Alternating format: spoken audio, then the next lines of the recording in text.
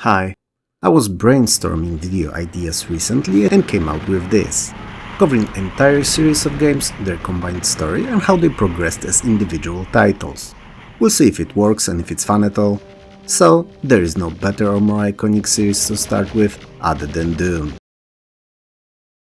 Doom's story, while pretty well known by the fans of the series, is funny enough in large part told in a rather unattractive way, mainly by the manual and walls of text between levels. And the only fun part of it is the gameplay, with which you're filling in the gaps, so to speak. But it was 1993 and we were fine with it then. So, what is it all about then? Well, you play as an unnamed Marine posted in a dead-end assignment on Mars as a punishment for assaulting a superior officer who ordered his unit to open fire on civilians. Now, let's make it clear, he was a dick, and a grand one at that. And you're not, cause you're you, a stand-up fellow / gal, and you would never stand for killing of the innocents. So you end up stuck on Mars, working for the UAC, so Union Aerospace Corporation, protecting their seemingly unimportant radioactive waste facilities. But what you did not know then yet is that there was much more going on there behind the curtains. In fact, the UAC has been experimenting with teleportation on Phobos and Deimos, Mars's moons. And even though initially it seemed like the tech may go somewhere, unexpectedly something went wrong, as it tends to in these action-oriented video games. It appears that not only hell exists, but also gates to it have been opened on Phobos, and demonic spawn spilled from them, killing anything and anyone they came across. So men, women, pet animals, and even potted plants. To combat the sudden and deadly threat, a squad of elite marines, that you're naturally a part of, is sent to Phobos to contain the situation. And when they land and engage, all but one are quickly and brutally slaughtered. The sole survivor, the toughest of the toughest, the Doom guy, you.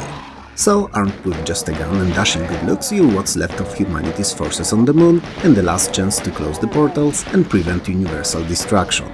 First part of the game takes you through the military and waste disposal facilities on Phobos and sees you plowing through countless demonic and possessed ex-marine forces, and culminates with a battle with two Barons of Hell guarding portal to the Deimos base.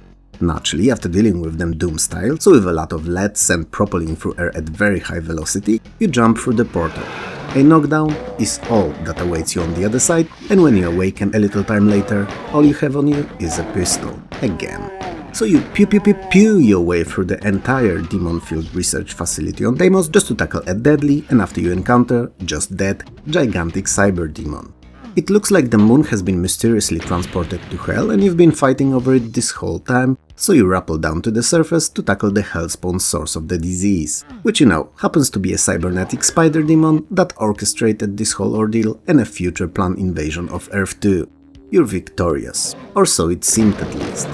Doom is composed out of 3 linear episodes taking you through the entire story. The 4th one has been added in the released 2 years later The Ultimate Doom, and its connector between the plot I just summarized and Doom 2, for which it sets the stage. It could be argued that Doom was just a technological upgrade on Wolfenstein 3D's first-person shooting formula, and in theory that's exactly what it was, but also so much more. Doom shook the world to its core. Shook it so hard in fact that it changed it forever. It took everything that Wolfenstein did and made it better, bigger, faster and more technologically advanced. Stages could be of different height, even if with use of some kind of Jedi mind tech fuckery, and stairs and lifts were omnipresent and crucial in exploration and traversal. Walls finally could be aligned to each other at any angle and not only 90 degrees, and it also featured pretty advanced for the time lighting system, with some rooms in pitch black and others lit just by a few small light sources, creating a dark, eerie and fear-fueling atmosphere of being stranded alone in the sea of dark against demonic hordes. Finally, Doom had outdoor pools of water and lava, expanding the possible design pool of locales you'll visit considerably. Inclusion of an automap is a godsend too, making it easier to navigate some of these new and complex areas. There are a lot of different weapons in Doom, well, at least compared to anything that came before, and each of them with their own drawbacks, advantages and usage scenarios. And each next, deadlier and more iconic than the previous. I mean, even the first few like Shotgun and Chainsaw are the all-time classics now and forever ingrained in minds of players as tools of ultimate doomstruction. Yep, I know what I said. First was a huge step up from basic pistol, allowing you to finally lay destruction left and right, most of the time with single or double shots only, even if it worked well at short range only. and second, needed no ammo, and while completely useless at a distance, up close it annihilated anything it touched, in a very satisfying way, I must add.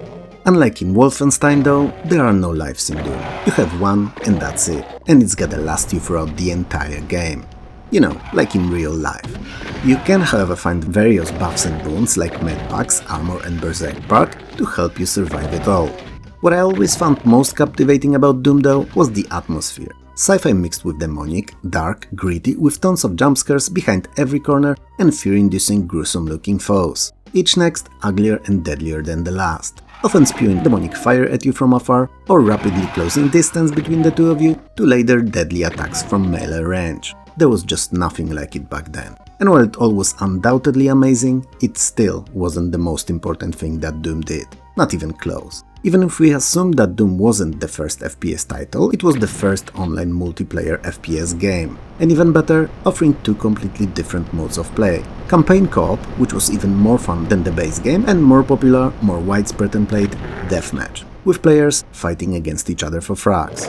I mean, whole campuses played it, people organized LAN parties and tournaments just to play deathmatch. Doom craze took over the world, and even when the game itself had been replaced by countless other and newer shooters, it has never been forgotten, and deathmatch carried on with us to this day, even if in heavily modified, modernized form. Doom 2 Hell on Earth is a direct follow-up to the plot of the original and is set on, well, I think it's in the title really. It's on our blue marble.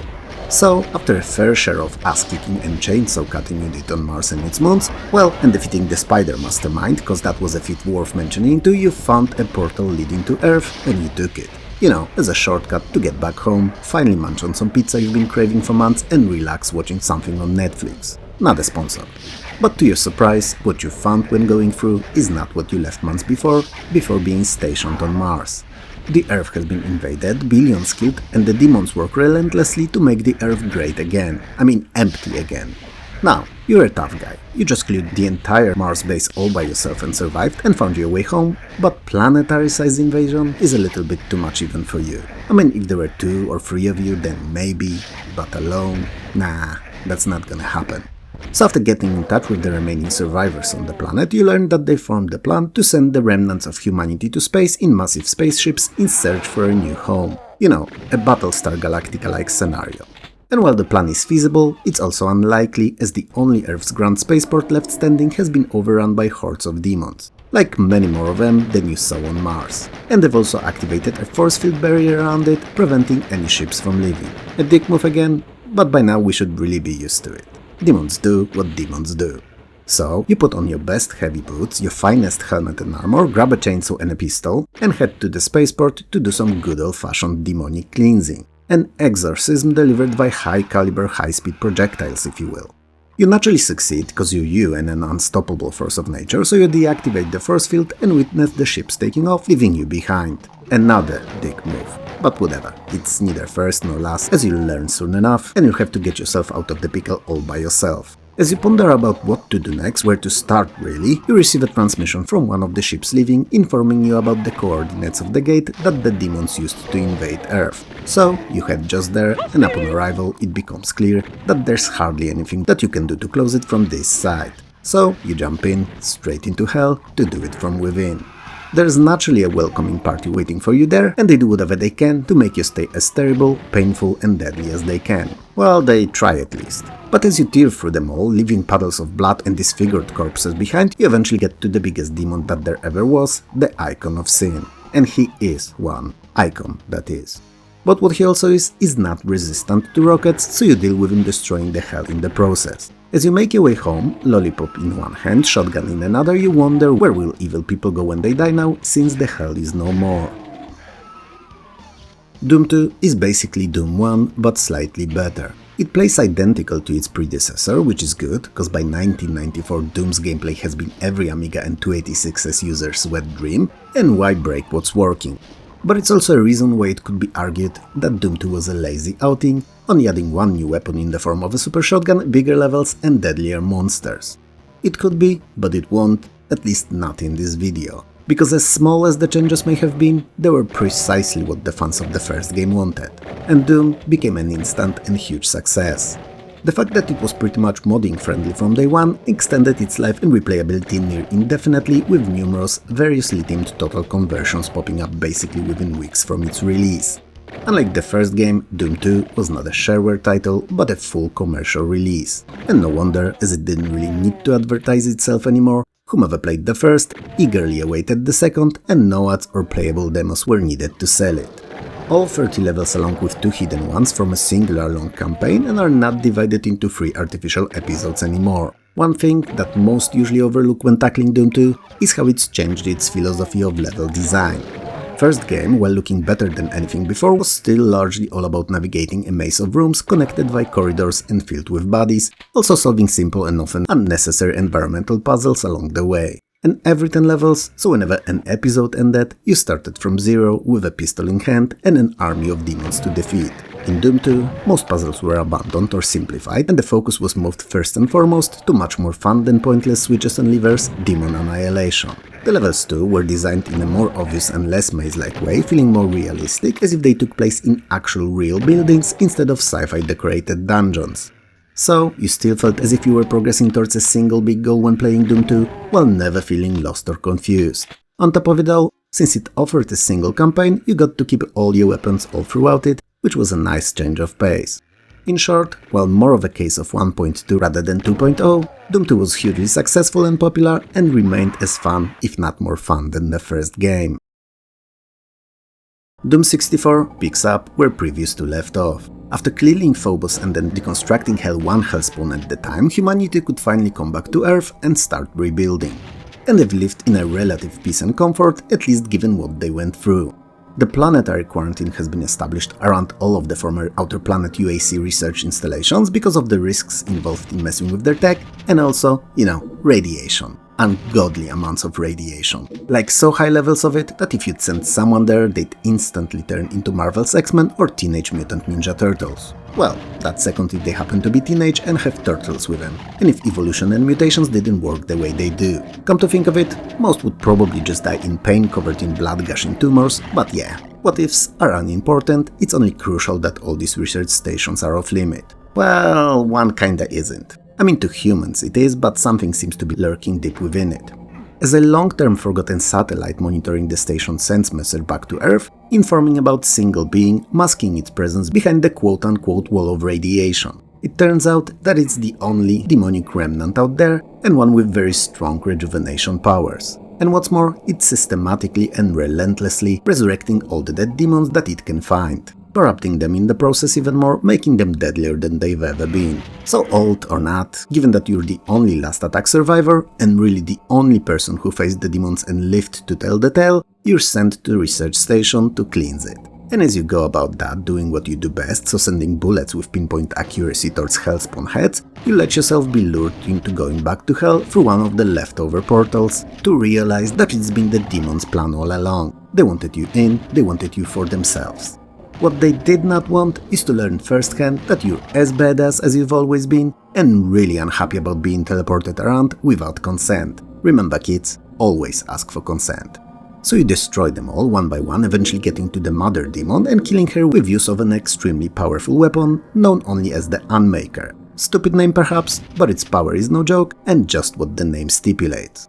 Years of monster killing and a constant struggle have taken its toll though, and you no longer feel comfortable in your skin, always on the edge, always ready to fight. So, even with no danger around, you decide to spend the rest of your days in hell, to make sure not to hurt anyone back on Earth, and also, more importantly, to ensure no demon ever rises again.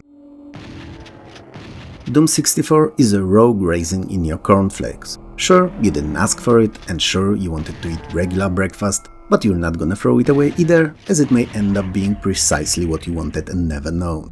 It originally only released on Nintendo 64 in 1997 and was eventually ported to current at the time platforms 23 years later in 2020, effectively making its way into official Doom's lore. It is composed out of 28 story levels following your struggle against the demonic hordes and 4 secret ones. They're perhaps not necessary, but definitely a fun and welcome addition. The gameplay didn't change much either and is still largely a run towards the level exit, annihilating any and all demonic presence along your way, collecting weapons and keys, and activating hidden switches. The weapons, other than the aforementioned Unmaker, which funny enough was a cut weapon from the original first game, are largely identical to those found in Doom 2, albeit with new graphics and sound. But as soon as you find and use them, despite the small differences, you'll feel right at home. Or right at hell, either of the two. In fact, most graphics in the game is new, and that goes for both environment textures and enemy sprites. And while they're clearly remade from scratch, you'll easily recognize your all-time favorites. There are two new enemies in Doom 64, one of them, the Nightmare Imp, is a faster moving and attacking version of the original, and the second is the final boss, Mother Demon.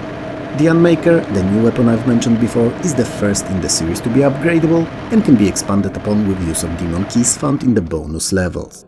The music in Doom 64 dropped the series' staple heavy metal and rock themes for more ambient, creepy and demonic sounds, making the game feel even more dark and moody. While Doom 64 may have not been what fans of the first two expected, it was a great game in its own right and a worthy addition to the franchise that didn't feel lacking in story or features, and it carried the Doom mantle as proudly and well as one would hope.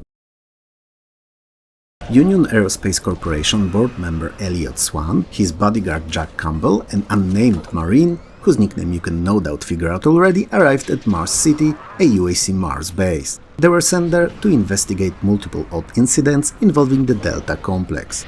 As the Brainiac and his sidekick deal with the bureaucracy, you playing as the Marine, a soon-to-be Doom guy really, are sent to find Delta Labs' missing scientist. And you do, either thanks to your unquestionable headhunting skills or via scripted, in-engine interactive introductory sequence. The Doc is hiding in a decommissioned communications facility, desperately trying to send a message to UAC Command on Earth to warn them of Dr. Malcolm Betruger's questionable teleportation experiments. Before he manages to that or explain everything to you in detail, however, another test takes place, sending a shockwave along the entire base and transforms most of the base personnel into mindless demonic servants. From that point onward, Doom 3 turns into a speedrun. A horror speedrun no less.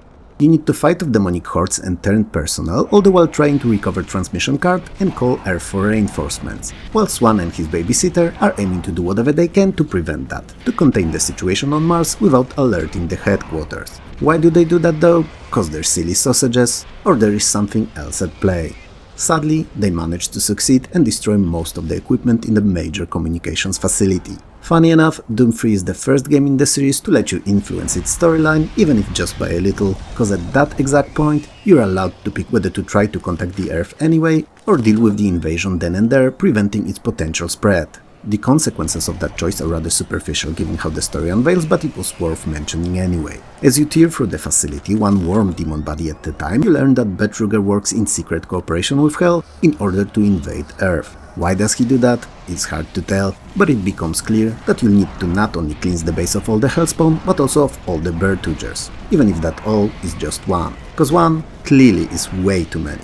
So, as you chase him, you learn of the object known as the Soul Cube. It was left on Mars by an ancient civilization that lived there and seemingly used it to prevent hellish invasion before. Ironically, it is that very object that the mad scientist used to start it. So in an angry fit trying to get him, you don't realize that he's pulling you into a trap in the form of a portal that sends you straight to hell. Which would be a bummer, if not for the fact that it's exactly where you need to be to recover the Soul Cube to use it later to stop the invasion. So you pew your way through hell, find a way to reactivate the old teleporters and get back to Mars base, where you aim to deal with the situation once and for all. You start by defeating a cybernetic human formerly known as Kelly and take his BFG 9000 to use it to get deeper to the very guts of the base and an ancient archaeological site where Soul Cube was originally discovered.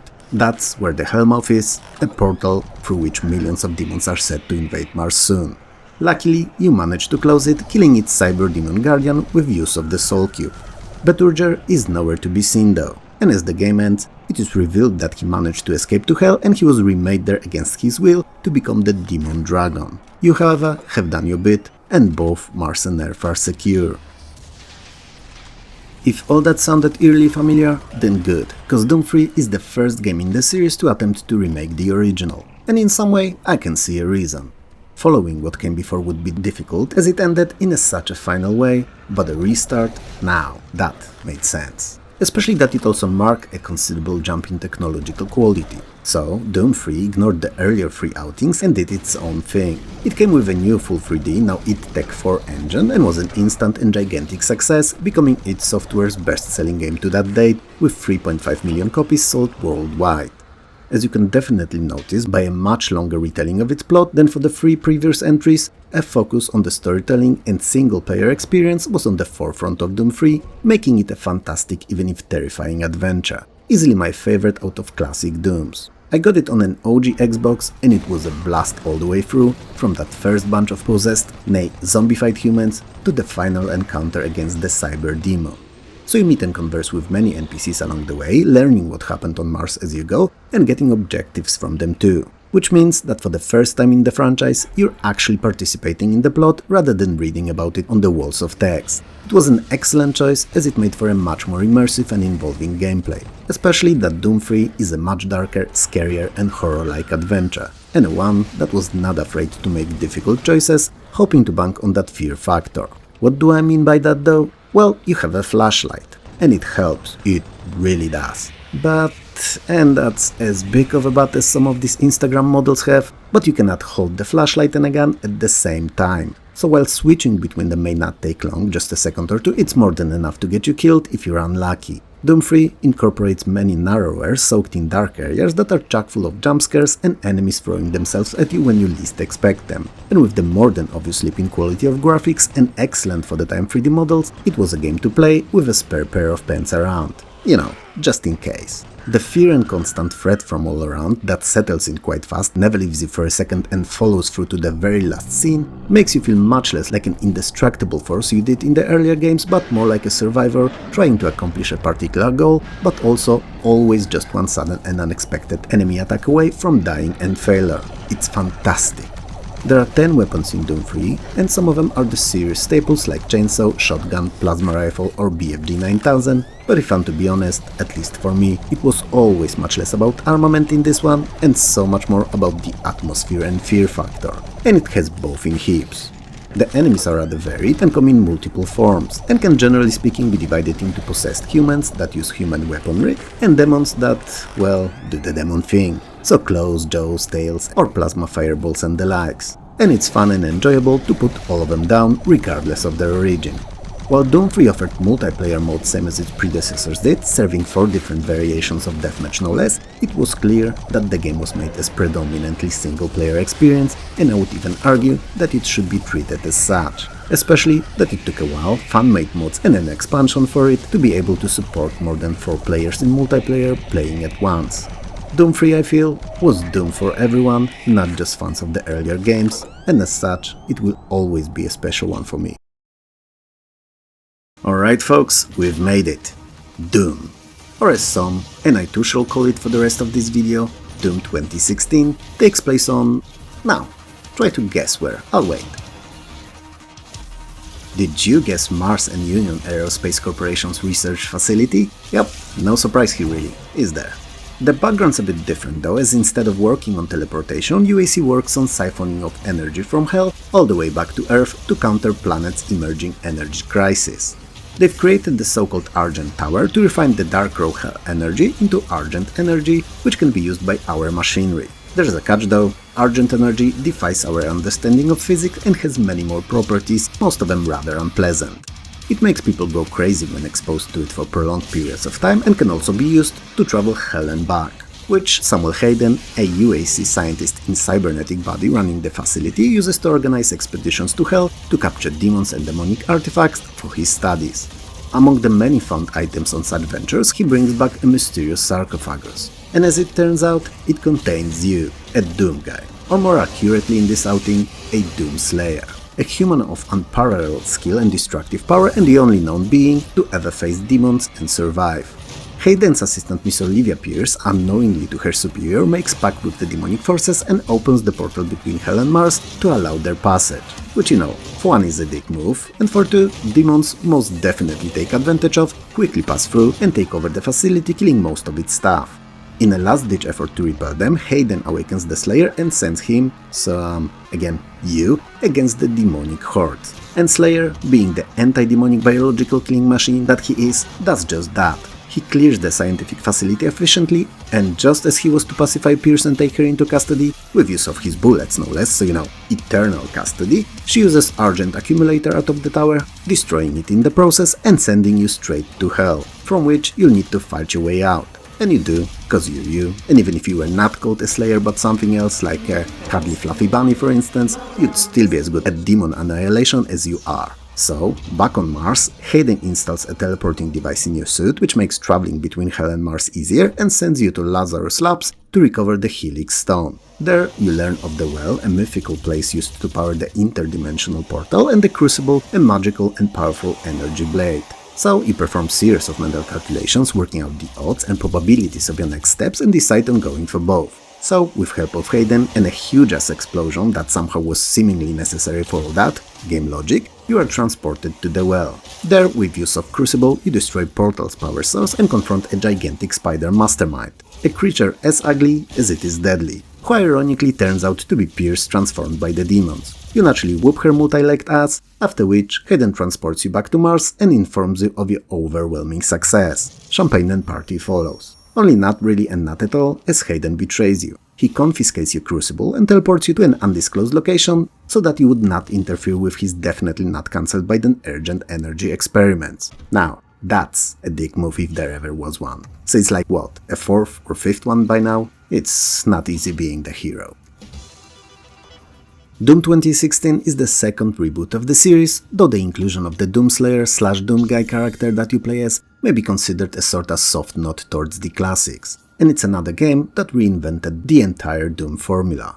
While Doom 3 banked on slower and scarier survival mechanic, Doom 2016 took what the original did, so fast, action-packed gameplay, and numerous demons going for you all at once, and turned the dial on it to the extreme. If the action scale for most games is between 1 and 10, it set it to 11,000.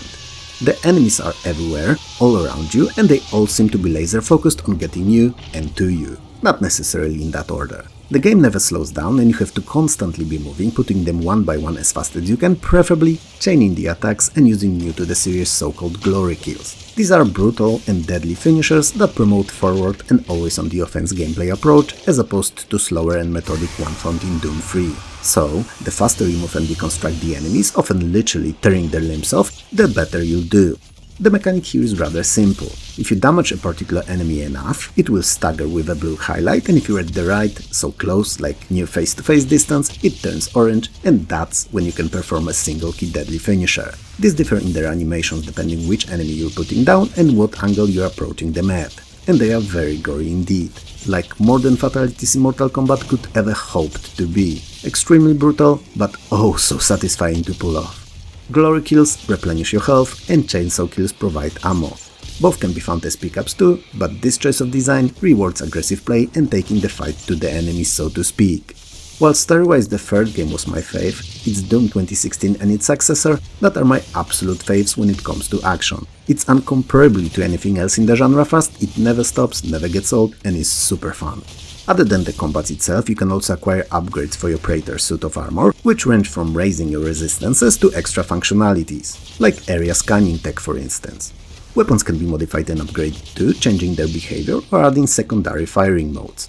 Demons and monsters are a healthy mix of new never-before-seen ones and a staple classics, though these two are updated to the new and near photorealistic quality, sculptured to look like something from your worst nightmares. Most levels have numerous objectives to fulfill, secret areas and additional environmental challenges that perhaps not necessary to complete, but add a lot to the replayability and fun factor. And while there's only 13 of them, they are mostly big and offer many pathways between larger open locations and a lot of pickups and collectibles to find. Interestingly enough, Doom 2016 as a whole is a single huge Easter egg and a love letter to the fans of the classics, as in each of its levels there's a hidden lever that unlocks an area that's extracted from the original games. If you've never played any of the Doom games, then against what this channel is mostly about, I would recommend starting here and then moving to its successor before checking out the classics. Because, and I know some of you will hate me for that with a passion of a Doom guy with no demons to slay, this and its follow-up are just the best of them all.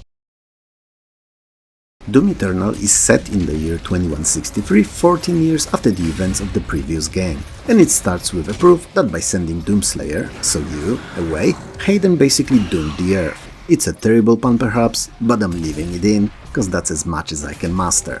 Earth has been invaded by the demons, overrun by them really, and 60% of the population has been killed, all via corrupt dealings between UAC and Hell. Whatever remained of humanity either long left the planet or joined the Ark, so Armored Response Coalition. A name as stupid as UAC, but serving as the only resistance force against the demons and their collaborators. Conquered Earth is ruled by the being known as Khanmaker, who employs 3 Hell Priests of Daek Nilox, Daek Ranak and Daek Graf to do its bidding and sacrifice the humanity so that Khanmaker could save his own race. A terrible deal perhaps, but Khan seems to be quite efficient at what he does, so perhaps it was a task fitting the executor. Also, it proves once again, after Star Trek did years earlier, that you should never trust anyone named Khan.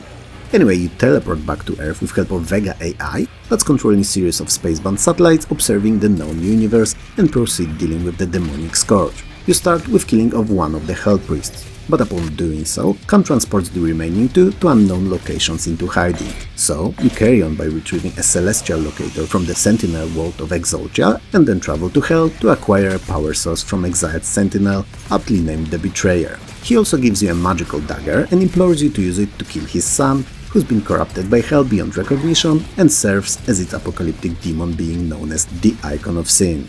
Do you remember him? From the first Doom 2? Yeah, the very same.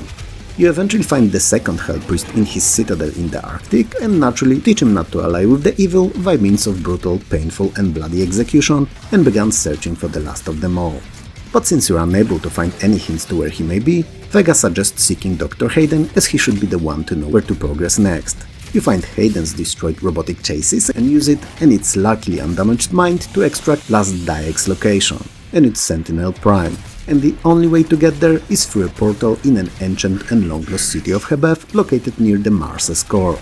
You've been through a lot, seen your fair share of guts already, so stopping here would be silly. So you travel to Phobos, one of Mars's moons, and use BFG 10,000, yes, 10,000, to shoot/drill a hole in the Mars's surface to reach the Hebeth. A drastic move perhaps, but you're pissed, it's been years since you had a hot tea and cookies, and when you last did, it's not even been Earl Grey, but some cheap breakfast stuff and the cookies were stale. So you're more than ready to get back to the monotony of peace and little pleasures of life.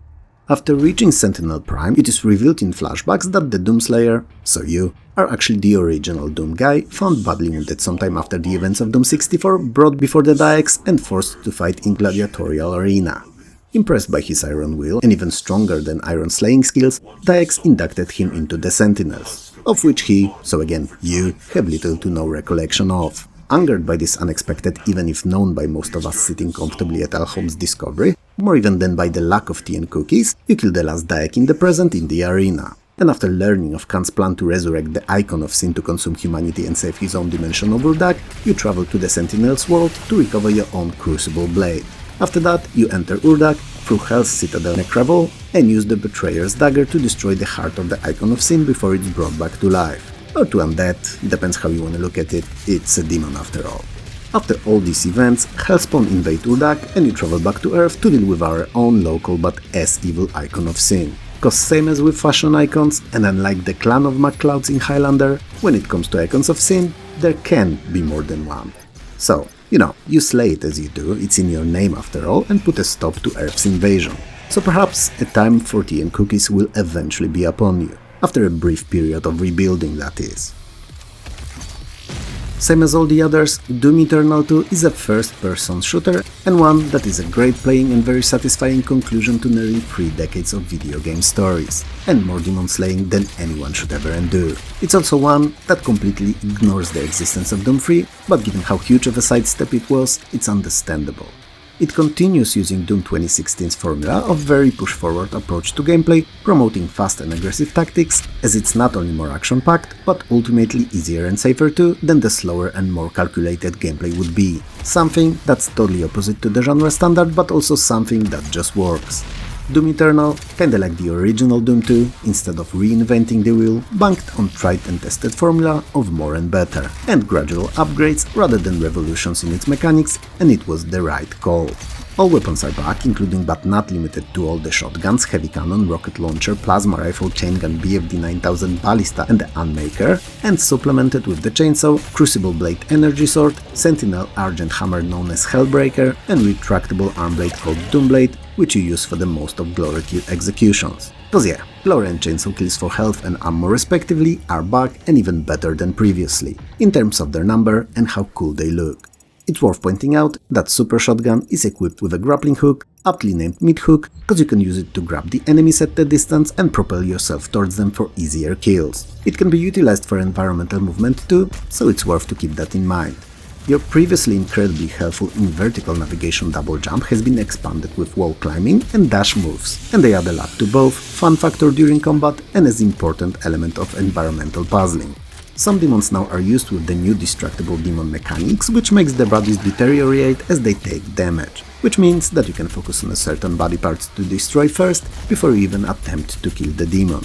Why would you do that, you may wonder? Well, to eliminate their ability to perform particularly strong attacks. Also, it's fun, no reason to dance around it. This and most other stuff you do in Eternal is just hella fun, and something that most other shooters failed to replicate in such well put together and smooth working manner. There are tons of enjoyable multiplayer modes in Doom Eternal, from regular deathmatches through asymmetric 2x1 battle mode in which two players playing one of the many deadly demons face a single fully decked out slayer, to a rather fun horde mode, which for the most part is just a survival, in which you defeat waves of ever-coming enemies and many more. Doom Eternal did a full circle, at least in terms of how fun it is to play, and it achieved the same in 2020 that the original did in 1993. It served as the most fun and action-packed FPS that there was at the time of its release, and a game worth playing for many years later. The first Doom changed the world, and that's something that cannot be said about any other. It polished and remade the new at the time genre into something that it would remain for decades to come. But despite being arguably the most important of them all, I'd risk saying that each next one, every single one that followed, was better than the previous and added or changed things, making the series better and better. And I mean it both, in terms of storytelling and gameplay. It experimented with both along the way with varying success, but ultimately kept evolving and progressing. It's clearly not the end of the series yet, with scheduled for 2025 Doom: The Dark Ages, which is said to be a completely new and more medieval-like feeling take on the Hellspawn story, and it's meant to work as a prequel to Doom 2016. From what I saw in the early footage of it, it looks like a lot of fun, and another of those Doom gameplay experiments that nearly always end up being phenomenal. And I'm sure we'll get to revisit Hell on many more occasions in the future. What do you think of this iconic series though? Do you have a particular favorite? Or did any of them disappointed you or felt like it didn't fit with the rest? Let me know in the comments below. If you liked the video, hit those like and subscribe buttons below, and maybe share it too, it helps more than you know. If you didn't, then don't naturally. It was fun talking to you as usual, and I'll see you, or more accurately, talk to you very soon.